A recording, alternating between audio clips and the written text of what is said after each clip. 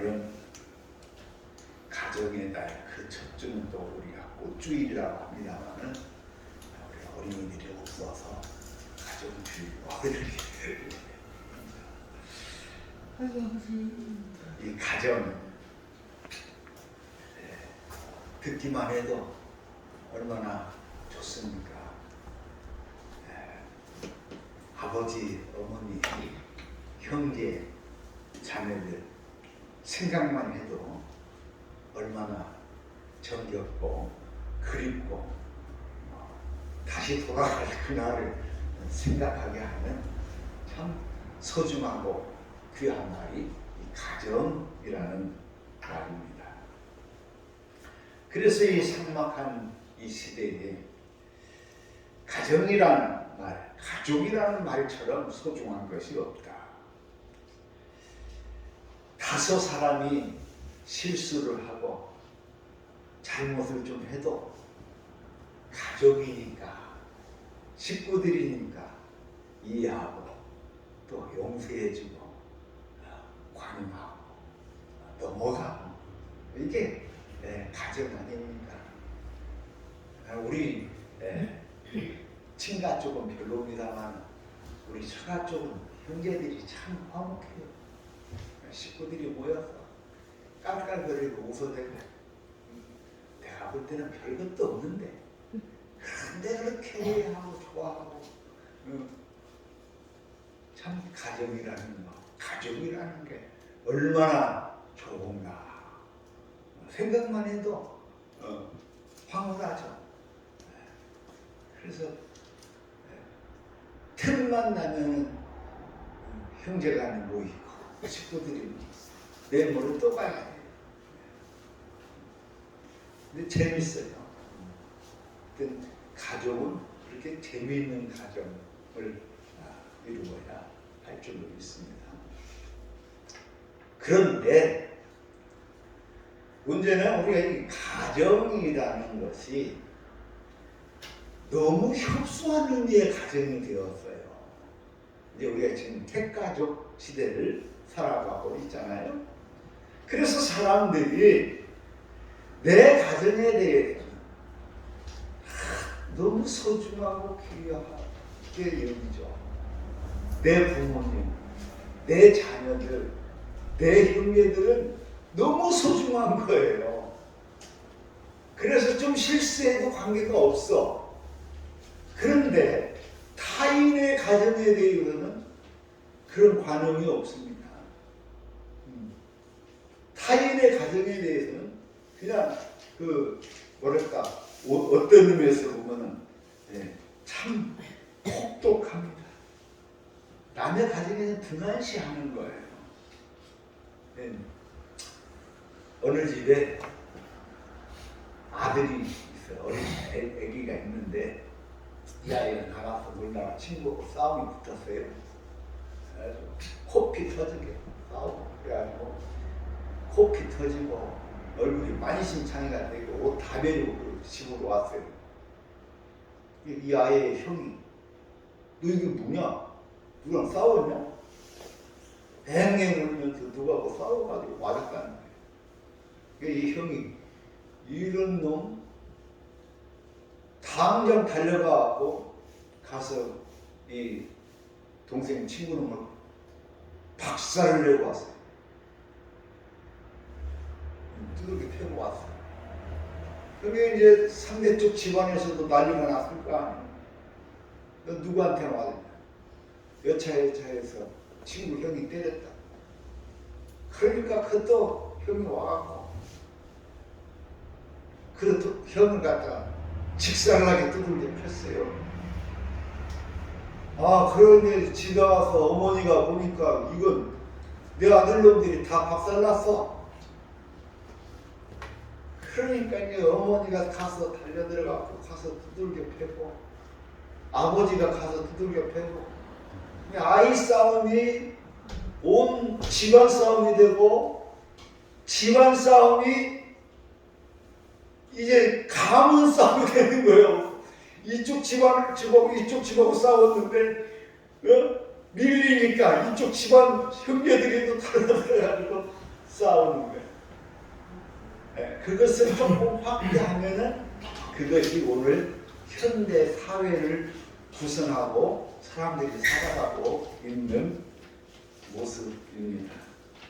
그러니까 이 가족 중심주의, 이것이 소화적 가족 중심주의가 됐을 때 우리가 그렇게 그립고 정겹고 아름답고 행복하게만 보이는 이 가정이라는 것이 어떻게 보면 그 싸움에 또는 그 무엇을 쟁취하기 위한 그런 도구가 되는 것입니다.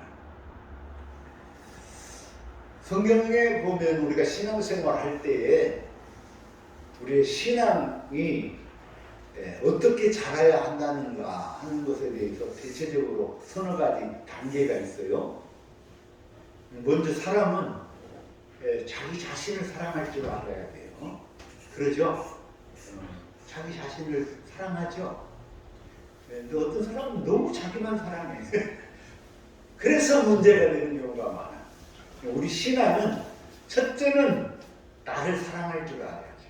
그래야지 우리가 하나님을 바로 만날 수 있고, 그래서 우리의 신앙이 그의 그 정체성을 깨닫고 점차적으로 성숙해져 가겠죠. 그 다음에는 나를 사랑하는 사람이 내 가족을 사랑할 줄 알아요. 내 가족을 사랑할 줄 알아요. 그래서 성경에도 그런 말씀이 있어요. 무엇보다도 내 가정, 내 가족들을 믿음의 가족 이렇게 말하지만 가정을 사랑해라 그럽니다. 이 세상에서 가장 못난 사람이 가족을 사랑하지 않고 너무 사랑하는 사람이라고 해요. 가족을 사랑해야 돼. 그럼 내 자녀, 가족을 사랑해야 돼. 그 다음에 세 번째는 내 가족을 넘어서 내 이웃을 사랑해줘야 돼. 성경은 이것을 굉장히 강조합니다. 내 몸과 같이 누구를 사랑하라? 내 이웃을 내 몸과 같이 사랑하라. 우리 기독교는 그렇게 사랑하는 거예요. 심지어 또 한 가지 더 말씀드릴까요? 누구를 사랑해? 사랑할 수 없는 사람, 원수도 사랑하라 그래요. 원수도. 할렐루야. 우리 원수도 사랑합시다. 원수는 절대 뭐 사랑 못해요. 목사님 아무리 얘기해도 필요 없어요. 그런데 예수님 말씀이 원수도 사랑하라. 이거는 내 마음대로 되지 않아요. 깊은 기도가 필요합니다. 기도를 통해서 우리의 영혼을 연단시키는 거예요. 그래서 원수까지 사랑할 수 있는 그런 사람은 대체적으로 어떻게 보면 성인의 경지에 이르렀다고 말할 수 있어요. 원수도 사랑할 수 있는 사람. 그런데 성인만 할 수 있는 게 아니고 예수님만 할 수 있는 게 아니고 주님께서 우리에게도 그 은혜를 주시는 줄로 믿습니다. 이렇게 볼 때에 우리 이 가족 중심주의라는 거 얼마나 협소합니까? 그래 너무 가족 중심적으로 산다는 것은 우리 신앙에도 걸맞지 않고 우리의 삶의 그 영역을 우리는 확장해 가야 돼요.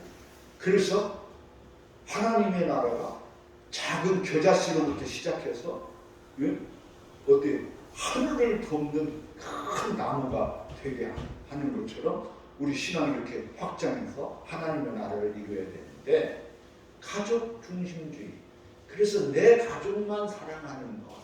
이건 너무 협소한 모습이죠. 우리가 성경을 보면서 이제는 이 말씀이 여러분들이 보일 거예요. 왜냐하면 이 말씀이 우리 한국 사람처럼 가족 중심적으로 살아가는 사람은 이 말씀이 안 보입니다. 오늘 본문 말씀이 그런 거예요. 예수님께서 하루는 이렇게 제자들과 여러 사람이 와서 그들에게 이제 말씀을 전하고 가르치고 있는데 어머니, 예수의 어머니와 그 형제들이 찾아왔어요.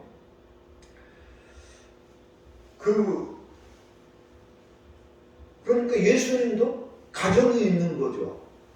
어머니가 있고 아버지가 있고 어머니가 있고 그 아래로 동생들이 있고 성경에 보면 예수님 동생들이 셋이나 돼요. 그런데 그 식구들이 와가지고 예수를 보기를 청하니까 예수님께서 이렇게 둘러보시면서 주시는 말씀이 그런 거예요. 누가 내 어머니이며 동생들이냐 하시고, 그것까지는 또 이해 안 돼요. 하시고 둘러앉은 자들을 보시면서 이르되 내 어머니와 내 동생들을 보라. 누구든지 하나님의 뜻대로 행하는 자가 내 형제요 내 자매요 어머니이니라. 여기 말씀 속에서 나는 여러분에게 성경을 바로 보기 위해서 말씀드리면, 마태복음에 보면은 마태복음에서는 제자들에게 말합니다. 근데 마가복음에서는 제자들이 아니라 제자들을 포함한 많은 사람들에게 말해요. 여기 중요한 거예요. 마태복음에서는 어떻게든지 제자들을 부각시켜.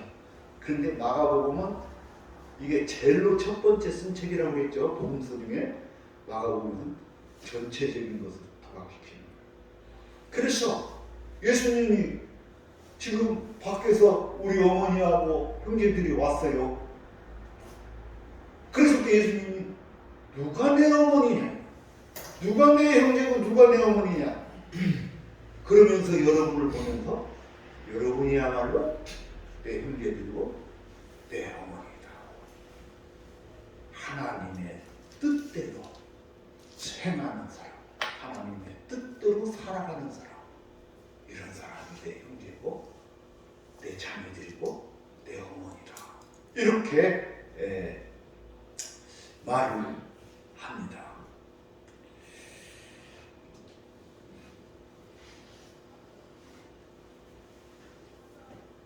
이 말씀을 들을 때, 예를 들어서 어머니가 지금 밖에서, 형제들이 그 밖에서 이 말을 들었다면 이 말이 얼마나 그들에게 이율배반적으로 들렸을까요? 그렇죠. 그런데 여러분, 우리 예수님의 가치관, 예수님의 세계관은요, 이런 소화적인 가정, 작은 가정, 우리가 지금 살아가는 것처럼 핵가족적인 가정을 그리기 위해서, 만들기 위해서 예수님이 오신 것도 아니고, 예수님이 생각하는 이 가정은 오늘 우리를 다 포함한 큰 가정을 그리고 있는 것입니다. 여러분, 이스라엘이라는 나라, 여러분 하나 또 질문하고, 이스라엘이라는 나라가 누구로부터 시작돼요, 여러분? 대답하기가 좀 복잡하죠. 다윗부터 시작한다고 하면은 또 이것도 좀 아닌 것 같기도 하고, 그러면 조금 더 올라가서 모세부터 시작한다고 하면은 어떨까? 근데 모세 앞에 또 있단 말이죠. 이 이스라엘이라는 이 말 자체가요, 이스라엘은 어디서부터 시작하냐면 이스라엘이라는 야곱으로부터 시작하는 거예요. 야곱이 천사하고 씨름해가지고 천사가 두 손 들어버렸어. 하도 이 야곱이 그냥 붙잡고 놔두지를 않으니까, 그래 내가 네 손을 들어주마. 네 이름이 뭐냐? 그래서 야곱이요. 앞으로는 너 야곱이라고 하지 말고 이스라엘이라 해라. 내가 이렇게 복을 주셨어. 그 이스라엘, 야곱이 이스라엘이 되고, 그 이스라엘이 아들을 낳았는데, 자녀를 낳았는데 12아들을 낳았어요. 어마어마하죠. 그 12 아들이 12지파, 12족장이 되는 거예요. 그래서 이스라엘이라는 나라는 어떻게 형성된 나라냐? 이 12지파가 혈맹의 관계를 맺어서 만든 나라예요. 이제 뭔가 이해가죠? 물론 야곱 위에 또 있어요. 여러분 성경에 보면 뭐 이삭도 있고 또 아브라함, 믿음의 조상 아브라함 나오잖아요. 그러나 이스라엘이라는 나라가 어떻게 생겨났냐? 이 야곱으로부터 시작된다. 그런 것이고, 그 야곱이 12아들을 낳았는데 이 12아들이 이스라엘의 12지파가 돼가지고 혈맹 관계를 맺는 거예요.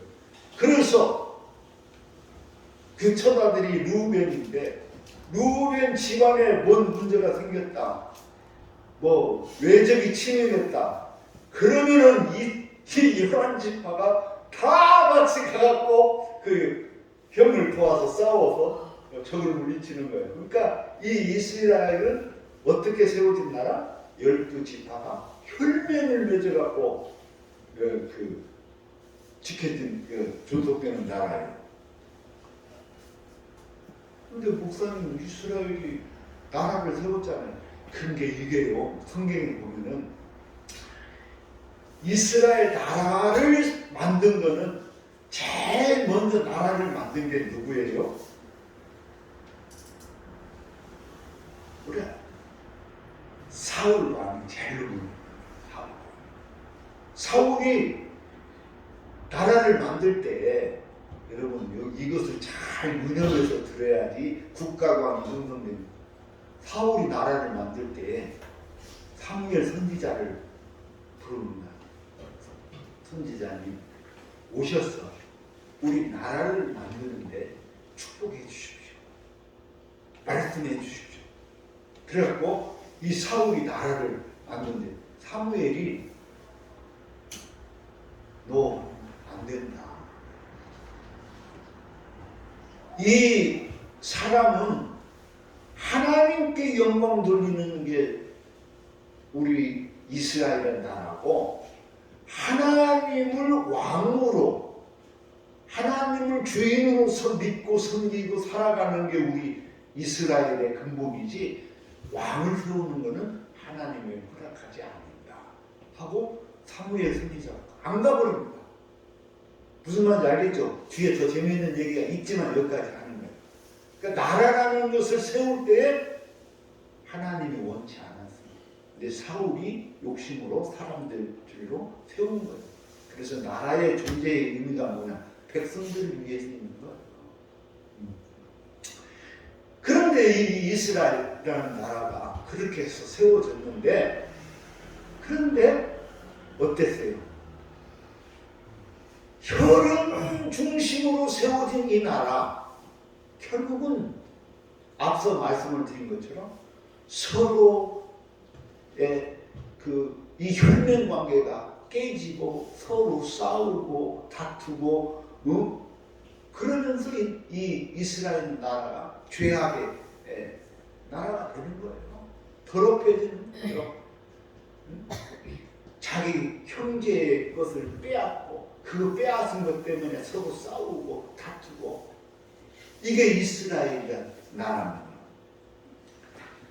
이 혈연 중심의 이 나라에서 이제는 예수님께서 주장하시고 예수님께서 말씀하는 것은 혈연 중심이 아니라, 이제는 예수님께서 말씀하는 건 하나님 중심이에요. 하나님 중심이지만 그 예수님의 보혈의 피, 십자가의 피로 새롭게 맺어지는 이 가정, 이 가족관계, 이것을 그 예수님께서 말씀하는 거예요.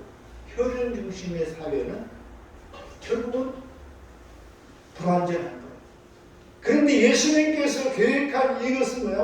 하나님을 주인으로 섬기는 이 가정인데, 이 가정은 어떻게 형성되느냐? 예수님의 십자가의 보혈로 세워지는 거예요. 그래서 예수님을 바라보고 예수를 믿고 따르는 사람들, 그 사람들에 의해서 만들어지는 가정. 이것이 예수님께서 궁극적으로 희망하고 원하셨던 가정이죠. 그래서 이 예수님의 보혈의 피로 세워진 가정은 무너지지 않는다는 거.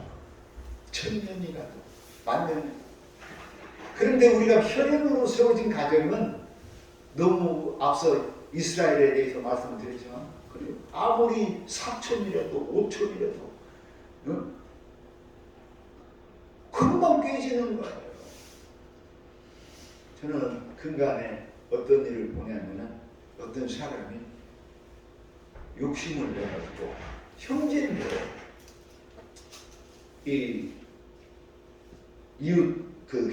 그 형님의 자녀들을 갖다가 얘네들 돈을 많이 벌게 해준다고 그렇게 꼬드겨 갖고 공부해야 되는 애들을 데려다가 일을 시켜서 돈을 벌게 한다고 했는데 결국은 어떻게 하면 공짜로 일을 시켜놓고 밥 먹이죠. 노예 부리듯이 옛날에 종살이에 또 있었죠. 그렇게 가는 거예요. 형제지간에 남의 자녀를 아니 형님 자녀를 갖다가 데려다가 공짜 일 시켜놓고 그래가지고 몇 년 동안을 학교도 못 다니고 일만 하다가 돌아온 사람들 그런 얘기들이 여러분 주변에도 많이 있을 것입니다. 그러니까 아무리 친사촌이건 이웃사촌이건 간에 안 되는 거예요. 그래서 아무리 혈연이라도 가까운 이웃사촌이 좋다 하는 그런 그 속담도 있는 거예요. 예수님 말씀은 새로운 이 가족 공동체를 이야기합니다. 오늘 교회 와가지고 우리 안집사님이 사돈 얘기를 하면 어떻게 저 사람은 내가 그리는 그림을 먼저 그리고 있었지? 그런 생각을 하고 제가 우리 교회에서는 수없이 한 얘기입니다. 우리 교회가 꿈꾸는 것이 바로 그거예요. 하나님을 주인으로 예수님을 주인으로 한 공동체인데 이 공동체는 웃을 수만 있으면 누구든지 웃을 수 있어요. 예수님께서는 아무나 누구든지 다 내게로 오라 내가 저들을 먹게 하리라. 공짜로 예수님은 모든 것이 다 공짜로 다 이루어집니다. 근데 저는 거기에 조건이 하나입니다. 누구든지 웃을 수 있는 사람만 못 웃는 사람은 안 돼. 웃을 수 있어요. 왜 그러냐면 사람이 짜증을 내면 공동체가 깨져. 여러분 짜증 잘 내는 사람이 있죠. 근데 꼭 그런 사람 하나들은 있어. 그래가지고 무슨 일을 하더라도 안 돼요. 힘들어요. 어려워요. 뭐 또 잘못됩니다. 어떤 이런 것만 가지고 자꾸 말하는 사람이에요. 근데 우리 공동체는 믿음의 공동체입니다. 그래서 누가 무슨 일을 하든지 잘했다고 칭찬하고 박수 칠 수 있습니다. 그런 사람은 우리 모두 다 공동체의 일원이 될 수 있습니다. 그런데 그 그림은 지금 말씀드리기 너무 그렇죠. 그래서 이 예수님의 피로 세운 신앙의 공동체 이것은 한 몸 공동체이고 늘 말씀을 드리는 것처럼 밥상 공동체이고 우리가 함께 살아가는 그런 공동체입니다. 그래서 예수님께서 십자가에 못 박혀 돌아가신 후에 제자들이 그때부터 시작한 공동체가 이 한 몸을 이루는 신앙 공동체. 여러분 성경 읽을 때 이 공동체를 빼고 성경을 읽으면은 안 돼요. 해석이 안 됩니다. 지금 오늘 이 말씀도 마찬가지입니다. 예수님께서는 지금 이 공동체를 두고 얘기합니다. 그렇기 때문에 예수님의 가치관은 나를 낳아주시고 나와 피를 나눈 내 형제간이 있지만은 그러나 그보다 더 중요하고 그보다 10배, 100배 더 중요한 것이 뭐냐? 하나님을 중심으로 한 예수 그리스도의 피로 세워진 이 공동체가 중요하다니. 그래서 누가 내 형제고 내 자매냐? 누가 내 어머니냐? 하나님 뜻대로 행하는 사람, 하나님 뜻대로 사는 사람, 그 사람이야말로 내 형제고 자매다. 할렐루야. 대답이 좀 약해요. 하나님 뜻대로 사는 사람, 그 사람이 내 형제고 내 자매고 내 부모다 이거예요. 그래서 이 믿음의 토대를 가지고 사는 사람들은요, 어떠한 일이 있어도 무너지지 않아요. 그래서 성경에 로마서, 고린도 전후서, 갈라디아서, 에베소서, 이게 뭐예요? 예수님의 제자들이 복음으로 세운 믿음의 공동체들이에요. 그래서 이들이 믿음을 지키면서 살아갈 때에, 옛날에 성경도 없을 때, 그때는 구약밖에 없었어요. 그럴 때에 사람들이 말씀의 중심을 잡을 게 없잖아요. 힘들잖아요. 그래서 사도 바울이 편지를 쓰는 거예요. 로마에 있는 그리스도인들에게 편지를 쓰는 거예요. 야, 너희들이 이 말씀을 듣고 이 말씀을 믿고 살아라 해가지고 로마서가 나오는 거예요. 그 공동체에 주신 말씀들인데, 우리는 지금 핵가족 시대를 살면서 핵가족적인 가치관을 갖고 성경을 보니까 안 읽혀지는 거예요. 읽어도 안 보여. 응? 지금 이제 다시 생각해요. 우리 갈릴리 공동체라는 이 공동체의 개념을 갖고 성경을 보면 여러분 보이기 시작합니다. 믿으시기 바랍니다. 그래서 예수님께서 새로운 공동체, 새로운 하나님의 나라를 세워가는, 예수님이 복음을 전할 때 처음부터 주시는 말씀이 뭐예요? 회개하라, 하나님의 나라가 가까웠다. 이게 무슨 말이에요? 지금 예수님은 다른 것을 전하는 게, 예수님께서 전하는 복음은 하나님의 나라의 복음이에요. 하나님의 나라가 가까웠다. 그럼 그 하나님의 나라가 어떻게 만들어지냐? 바로 지금 모여있는 이 사람들을 통해서 하나님의 나라가 확장됩니다. 그래서 이 복음이 확장되기 시작하는데, 여기도 교회가 세워지고 여기도 교회가 세워지고 막 많은 도시들의 교회가 세워집니다. 사도 바울이 맨몸으로 가 복음을 전하고 그 말을 듣는 사람들이 교회를 세우고, 이렇게 해서 교회들이 이렇게 많이 이렇게 세워집니다. 그런데 이 교회가 망해갑니다. 타락해버려요. 언제부터 타락하느냐? 예수님 오시고 주후 313년, 그때 이제 이 기독교가 로마 교회가 됩니다. 로마 교회. 로마가 기독교를 공인하는 거예요. 그래서 이제 기독교가, 그 전에는 어떻게 됐어요? 로마가 공교회로 만들기 전에는 교회는요, 카타콤 교회예요. 도망다니면서 세우는 교회예요. 여러분 무슨 말인지 알아요? 도망다니면서 죽음을 무릅쓰고 만들어가는 교회예요. 그래서 우리 교회처럼 지금 그래도 우리가 꽤 숫자가 모였네, 이렇게 많이 모이지도 못해요. 그렇게 모여서 그들은 뭐 합니까? 야, 우리가 모였으니까 주님 말씀 보고 예수님께서 우리에게 부탁하신 거, 그 뭐냐면 성찬을 하는 거예요. 성찬.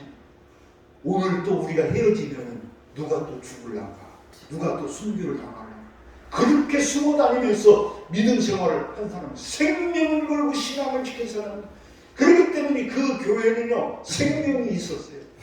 그런데 로마가 이 교회를 공교회 하니까 이때부터는 교회가 권력이 생겼어요. 권력이. 그때부터는 교회가 돈이 생겼어요. 돈이 많아지기 시작했어요. 그러면서 무슨 일이 생기냐? 이제는 교회가 그 권력과 돈으로 이 자기들의 세계를 만들어가는 거예요. 나는 이 천주교가요. 좀 죄송합니다만, 이놈들이 얼마나 교만하면 세상에 여러분 생각해 보세요. 면제부를 팔아서 돈 벌어먹을 생각을 했어. 기가 막힌 일이죠. 그런데 제일로 먼저 이 천주교가 이 교회가 싸우기 시작하는 그때는 천주교라고도 말을 안 해. 기독교야 그냥. 기독교인데 이 기독교가 제일로 먼저 싸워서 생겨난 일이 무슨 일이냐면 동방교회와 서방교회가 갈라지는 거예요. 우리가 지금 천주교라고 말하는 건 로만 카톨릭입니다. 여러분 이런 말은 로만 카톨릭이라고 해요. 지금 천주교를 이 로만 카톨릭이 권력을 장악하기 위해서 싸우는데 그 싸움의 첫 번째 조건이 저희 큰 이슈가 뭐냐면 이 삼위일체입니다. 그런데 동방교회의 저기는 이 삼위일체 교리가 안 맞다. 그래가지고 싸워. 그래서 그 삼위일체 논쟁으로 인해서 얼마나 많은 사람이 죽는지 몰라요.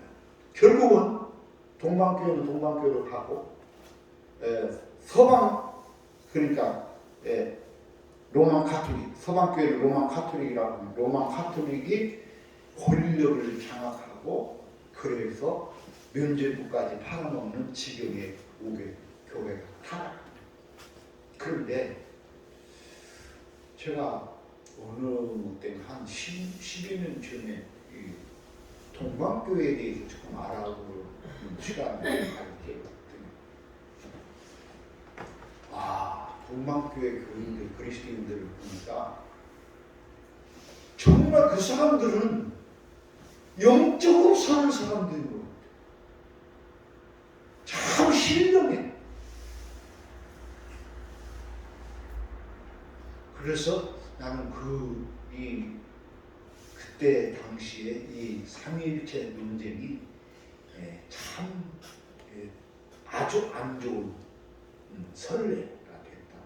그래서 교회가 그때부터 타락하기 시작한 거예요. 그래서 무엇을 잃어버렸느냐? 이 공동체를 잃어버렸어요. 이 공동체를 잃어버린 거예요. 권력을 갖기 시작합니다. 돈이 많아집니다. 그런데 그런 와중에도 동방교회가 살아남았던 것처럼 그런 와중에도 종교개혁 이후에도 많은 그 사람들이 남아서 이 더럽혀진 기독교에 남아있는 게 아니라 그들만의 신앙을 간직하는 마치 초대교회 카타콤 교회를 이룬 것처럼 이렇게 공동체를 이루면서 살아가는 사람들이 지금도 많이 있다는 것이죠. 저는 우리 교회가 죄송합니다만 강 목사가 꿈꾸고 계획하는 일 중에 하나가 바로 그겁니다. 요즘 말로 하면 요즘 사회복지 제도가 너무 잘 돼 있어요. 근데 사회복지 제도에 거기다가 그 하나님을 믿는 그 신앙의 토대만을 쌓으면은 딱 우리가 말하는 이 공동체, 신앙 공동체. 그래서 누구든지 남녀노소 할 것 없이 이들이 먹고 마시고 즐거워하고 행복한 삶을 살 수 있다. 우리 장로님은 일을 못 하시니까 그 의자 하나 놓고 구경하는 거예요. 그럼 젊은 사람들이 일하는 모습을 보면서 해벌쩍 웃어주면은 장로님 역할을 다 한 거예요. 웃어주는 힘만 있어도, 웃어주기만 해도, 칭찬만 해줘도 일하는 사람은 행복하고 즐거운 거예요. 구체적인 얘기는 차후에 합니다. 근데 우리가 지금 늘 우리의 마음속에 새겨야 할 게 있어요. 이런 아름다운 믿음의 공동체를 세우는 것은 다 우리가 참회의 기도를 드려야 합니다. 회개의 기도를 드려야 합니다. 나는 우리가 지금 너무 이 죄악에 관용되어 있어요. 묻어져 있어요. 그래서 여러분, 날마다 여러분 무슨 기도를 드리냐? 내가 내 이웃을 내 몸과 같이 사랑할 수 있는 믿음 주세요. 그 마음 주십시오 하고 하나님 앞에 그 기도를 드릴 수 있기를 바랍니다. 내가 내 이웃을 더욱더 사랑할 수 있는 그 마음 주세요. 그 믿음 주세요. 그래서 우리의 믿음이 아름답고 귀한 믿음이에요. 예수님께서 당당하게 그 말을 드립니다. 누가 내 어머니이고 누가 내 형제인가? 하나님의 뜻대로 해라. 여러분, 하나님의 뜻이 뭐예요? 제가 하나님의 뜻을 찾으면서 한 두 가지를 찾았어요. 첫 번째, 하나님의 뜻이 무엇일까? 거룩해진다. 거룩이라고. 거룩. 이거 이제 몇 군데 나와요. 거룩이라고. 근데 거룩이라는 말은 무슨 말이냐? 거룩이라는 말은 구별되어졌다 이 말이에요. 구별되어졌다. 뭐라고 구별되어졌냐? 세상의 가치관과 세상의 삶과 구별되어졌다. 그럼 세상적인 가치관이라는 걸 다시 말하면 죄악에 찌들어진 세상의 가치관. 그런데 거기서 구별돼서 우리는 하나님의 것으로 거룩하게 구별된 것. 그렇게 구별되기 말합니다. 그런데 그 거룩하게 구별된다는 말을 좀 더 구체적으로 말하면 예수님께서 말합니다.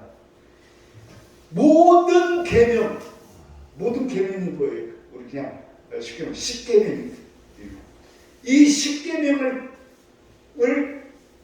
다 섞어갖고 짜내면 뭐가 나와?